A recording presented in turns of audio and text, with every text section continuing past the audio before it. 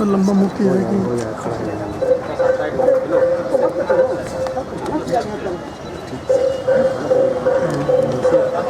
कौन नहीं समझता सर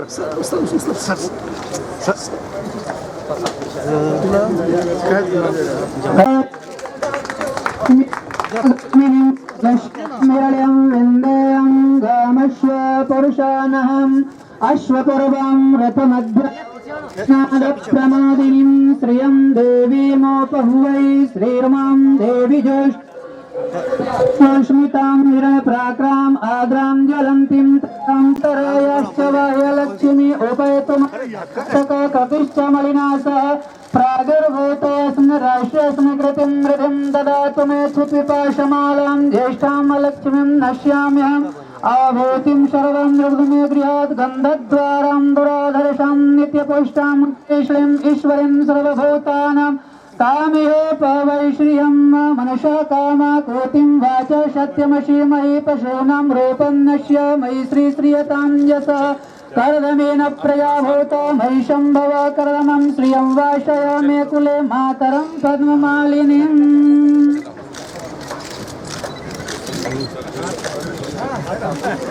मिलजुल कर हम आज वार्षिक उत्सव यहाँ मनाएं। स्वागत है जो स्नेहवश यहाँ आयोजन में आए। Shri Bhagirathi Patil, Shri Ram Nandan Singh, Mr. Prem Ranjan Kumar, Chairman School Committee, gallant invited guests, doting parents, fervent media personals, teachers, and our loving audience. We welcome you.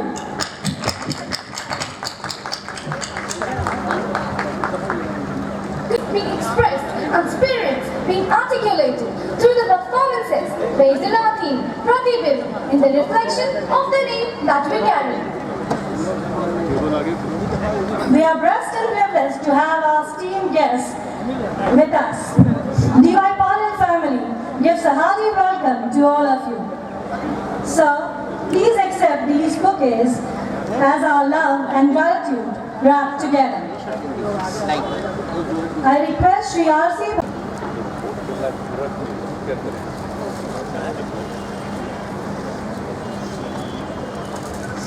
I request Shri Prem Ranjan Kumar, Chairman School Managing Committee, to present the bouquet to Dr. D.Y. Patil Ji, the President to the function and ex-Governor Bihar, West Bengal and Tripura. Please put your hands together. Please continue to applaud. काहे से करते हैं लोग? हाँ ना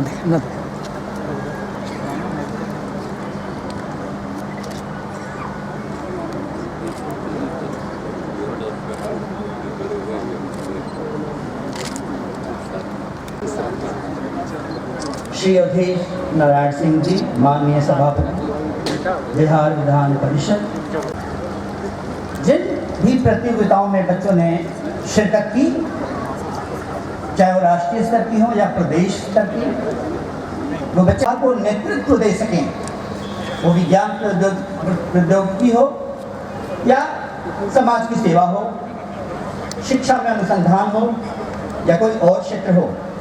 पाटिल साहब का ये कहना है, ये विद्यालय Bihar governor of Tripura, Bihar and west Bengal, our cherished guest of honor, Shri Vijay Kumar Chaudhary, the chairman of Bihar Vidhan Sabha, Shri Avdesh Narayan Singh, chairman of Dr. Kumar Chaudhary, the education minister, government of Bihar, esteemed patrons, member of legislative council, and all the dignitaries.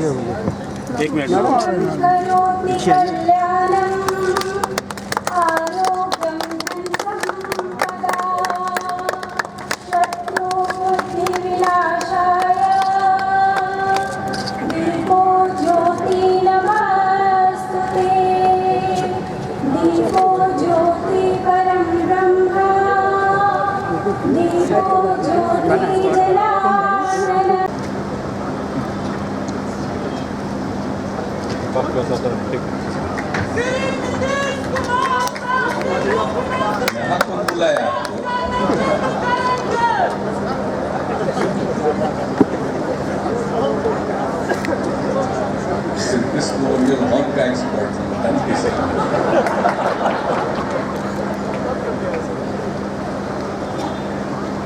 आदरणीय doctor DY Patil साहब, बिहार विधान परिषद के माननीय सभापति श्री अवधेश नारायण सिंह जी, बिहार सरकार के शिक्षा मंत्री श्री अशोक चौधरी जी, समाज कल्याण विभाग की माननीय मंत्री श्रीमती मंजू वर्मा जी, माननीय विधायक श्री श्याम रजक जी, विधान परिषद के माननीय सदस्य श्री देवेश चंद्र ठाकुर जी, श्री रामचंद्र भारती जी, श्री ललन सर्राफ जी, माननीय विधायक श्री समीर महासेठ जी, विद्यालय प्रबंधन समिति के अध्यक्ष श्री प्रेम रंजन कुमार जी,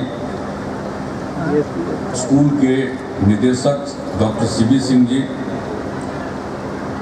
स्कूल की प्राचार्य श्रीमती राधिका के जी, छात्र छात्राएं, यहाँ उपस्थित सभी अभिभावकगण, विशिष्ट अतिथिगण,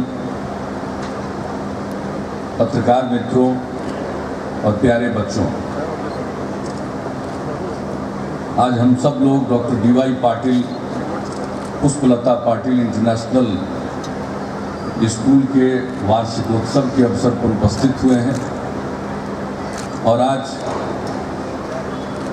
स्वर्गीय आदरणीय पुष्पलता पाटिल जी की प्रतिमा का अनावरण भी हुआ है।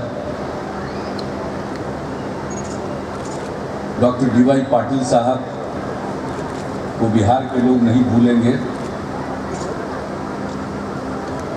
राज्यपाल के रूप में जो इन्होंने बिहार की भावना को समझा और जिस प्रकार से इन्होंने अपनी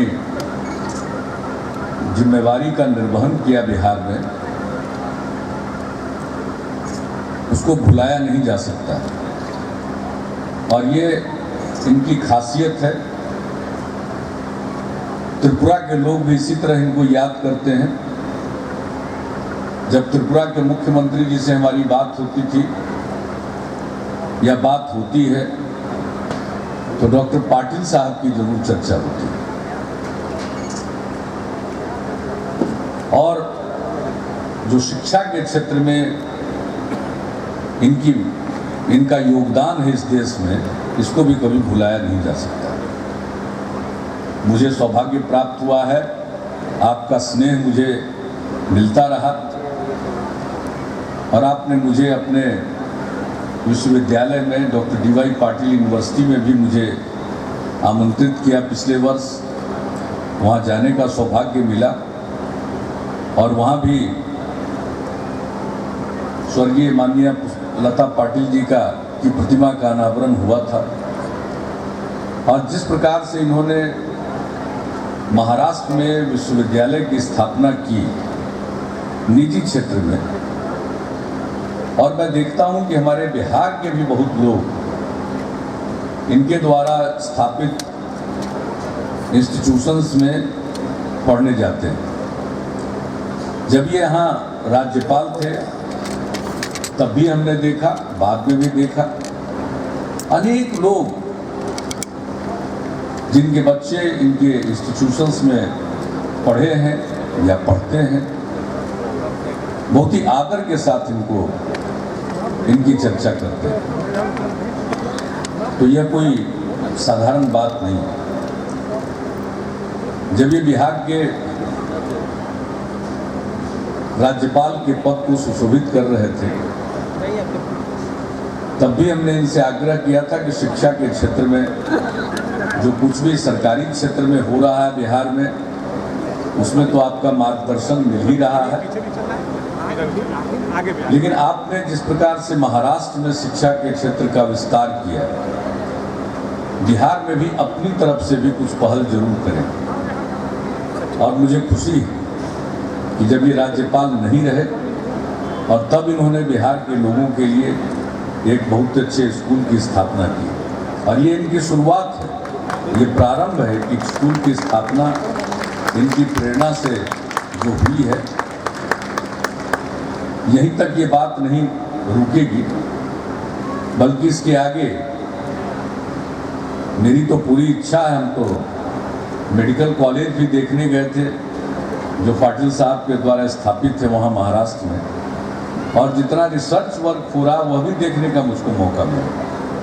काफ़ी देर हम कुछ संस्थाओं में घूमे थे, तो उस समय भी हमने कहा था, आग्रह किया था, और मुझको पूरा भरोसा है कि इनकी प्रेरणा से और उच्च संस्थान भी स्थापित होंगे। हमारे यहाँ हम लोगों ने पिछले 10 वर्षों में प्राथमिक शिक्षा और माध्यमिक शिक्षा पर ध्यान दिया। 12% से ज़्यादा बच्चे स्कूलों के बाहर रह जाते थे, इसलिए बड़ी संख्या में शिक्षकों की नियुक्ति की गई, नए स्कूल का निर्माण किया गया,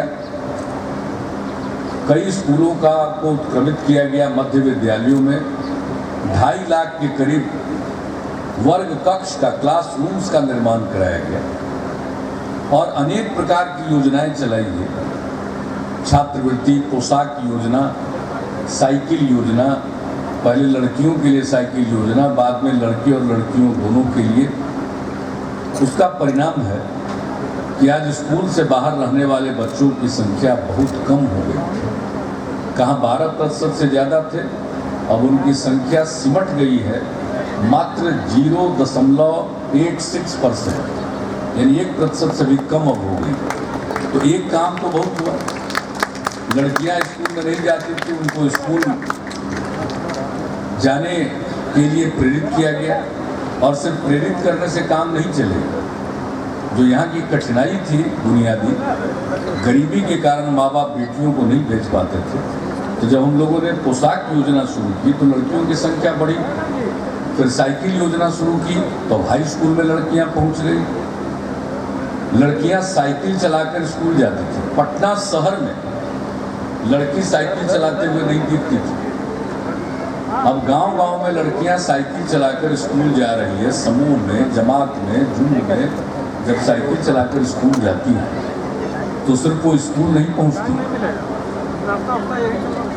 हमारी लड़कियों के अरमानों को भी पंख लग गए, और नतीजा हुआ कि आज इतना ज़्यादा प्रसार हुआ है शिक्षा का, और अब तो हम लोग गुणवत्ता पर जोर दे रहे हैं। लेकिन यह सब काम हुआ प्राथमिक से लेकर माध्यमिक शिक्षा। उच्च शिक्षा के क्षेत्र में बिहार की स्थिति बहुत ही चिंतनीय और दयनीय है। मात्र उच्च शिक्षा में 13% हमारे युवा ही जा पाते हैं। ग्रॉस एनरोलमेंट रेशियो मात्र 13%। अगर हमें आगे बढ़ना है, विकास करना है, तो हमारा ग्रॉस एनरोलमेंट रेशियो मिनिमम 50% तक पहुंचना है।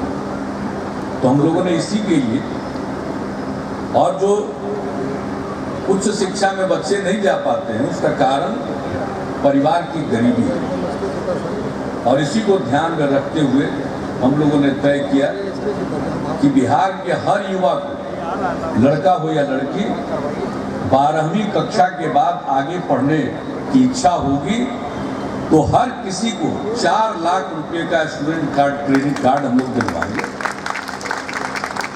ताकि बगैर अपने माँ बाप पर बोझ डाले बगैर वो आगे की पढ़ाई पढ़ सके।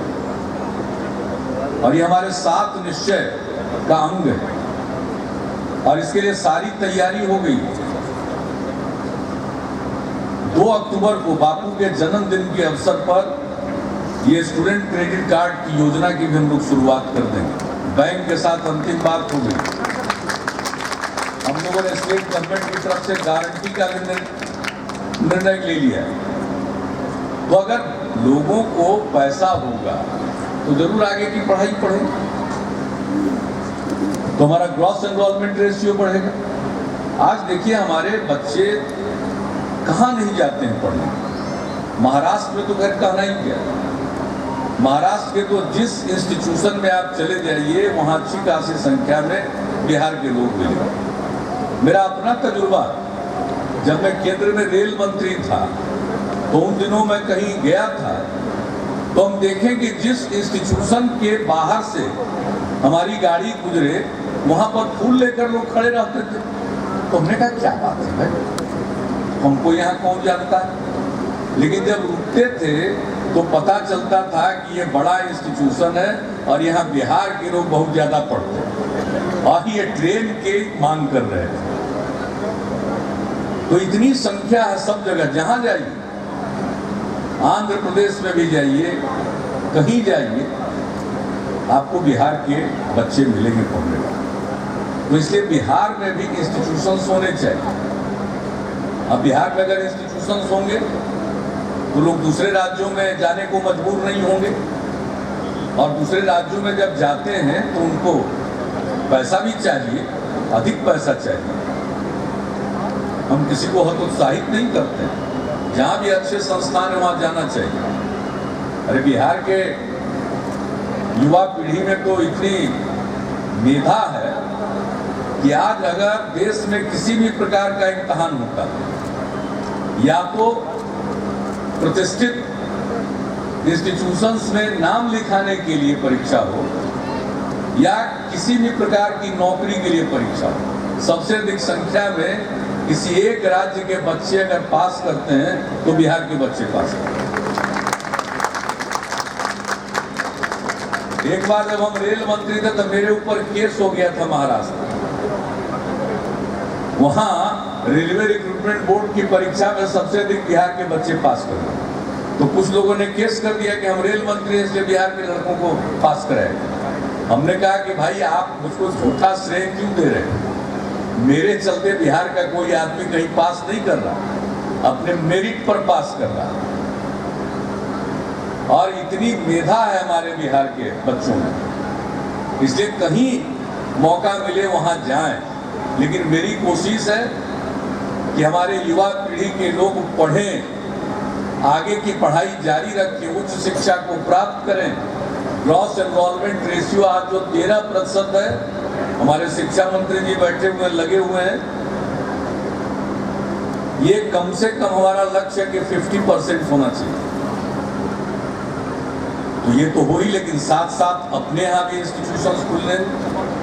तो सरकारी क्षेत्र में भी बहुत इंस्टीट्यूशन हम लोग खोल रहे हैं। आप गौर करिएगा, आज़ादी के बाद बहुत कम कॉलेज खुले हैं। आज़ादी के समय या उसके पहले के सब कॉलेजेज हैं, उसके बाद बहुत कम खुले बिहार में। एक दौर आया है और अभी हम लोगों ने, चाहे वो आर्यभट्ट ज्ञान विश्वविद्यालय हो, चाहे चाणक्य विधि विश्वविद्यालय हो, या चंद्रगुप्त इंस्टीट्यूट ऑफ मैनेजमेंट हो, बिहार और झारखंड दो हिस्से में बंट गया और बीआईटी मिश्रा रांची में था। पूरे बिहार के छात्र छात्राओं को लाभ मिलता था। बंटवारे के बाद उससे भी हम लोग वंचित हो गए। तो हमने 2005 में आते ही बीआईटी मिश्रा को अपना इंस्टीट्यूट पटना में खोलने के लिए जगह दिया, और सिर्फ जगह ही नहीं दिया, उसके बिल्डिंग कंस्ट्रक्शन के लिए राज्य सरकार ने पैसा दिया। यहाँ जो बीआईटी का सेंटर एयरपोर्ट के बगल में देख रहे हैं, वो बीआईटी का पैसा नहीं है, जमीन से लेकर बिल्डिंग तक का पैसा राज्य सरकार ने दिया और उनको कहा कि आप चलाइए। हमारी शर्त बस एक ही थी कि 2006 में क्लास शुरू होना चाहिए कैंपस से, और उन लोगों ने ऐसा करके दिखाया। तो सबसे पहला इंस्टीट्यूट वहां से शुरू हुआ, Chanakya Vidhi Vishwavidyalaya, Chandragupta institute of management, Aryabhatta Gyan Vishwavidyalaya, NIFT national institute of fashion technology.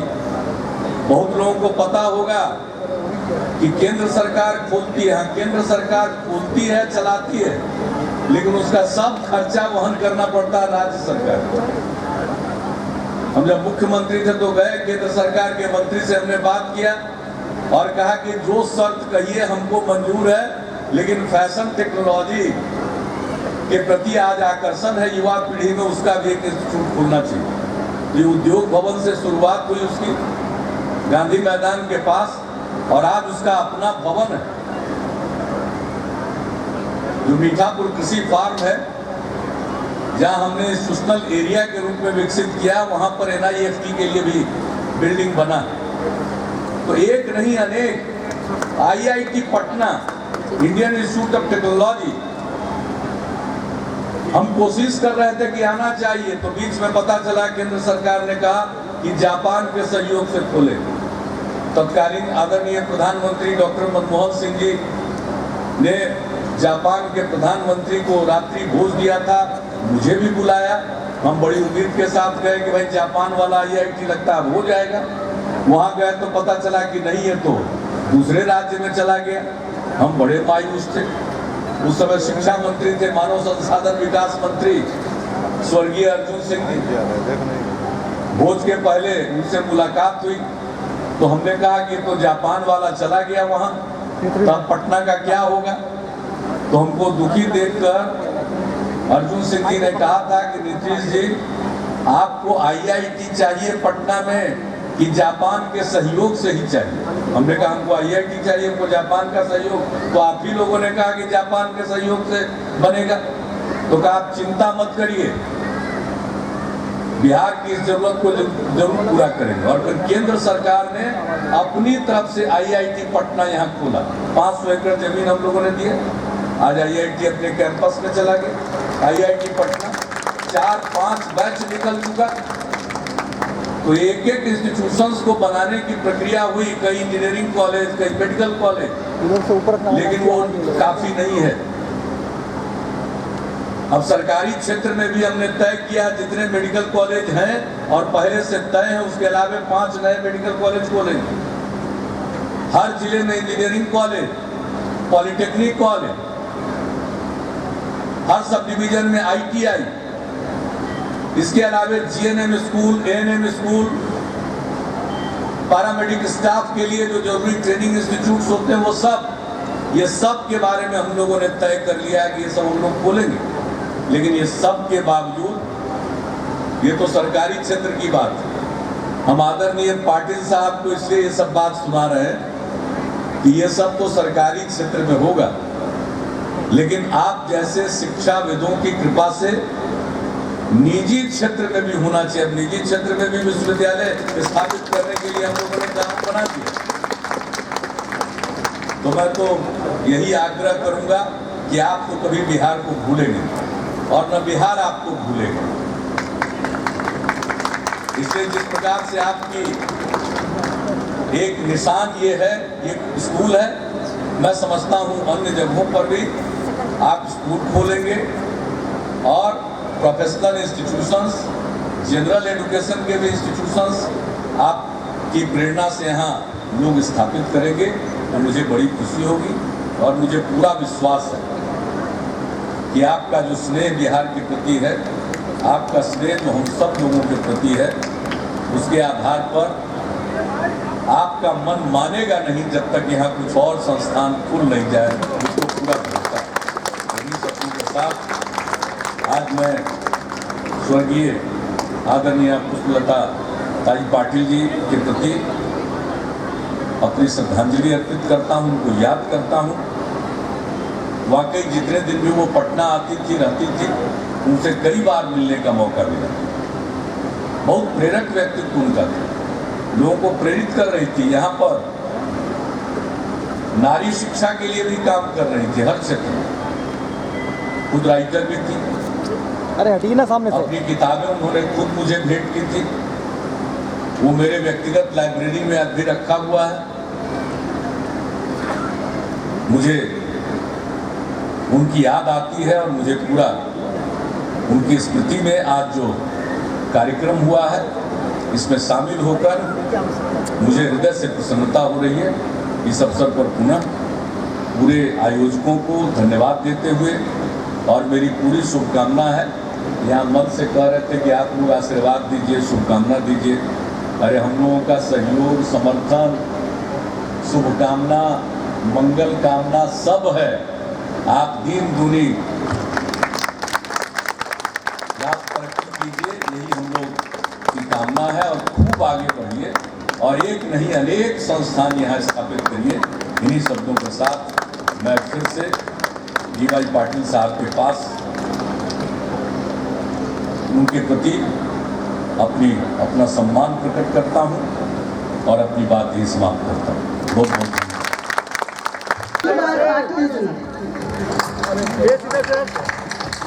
थोड़ा सा नीचे रहेगा नाम श्री नीतीश चेहरा हटाइए सर, आप हटाइए सर।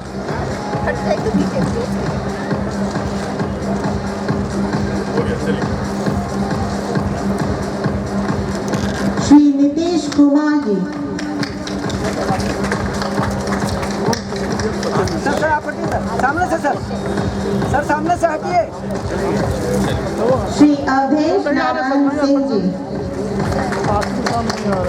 नाम थोड़ा सा इधर आने दीजिए, सर को आने दीजिए, सर को आने दीजिए, माननीय सभापति को आने दीजिए भाई आप।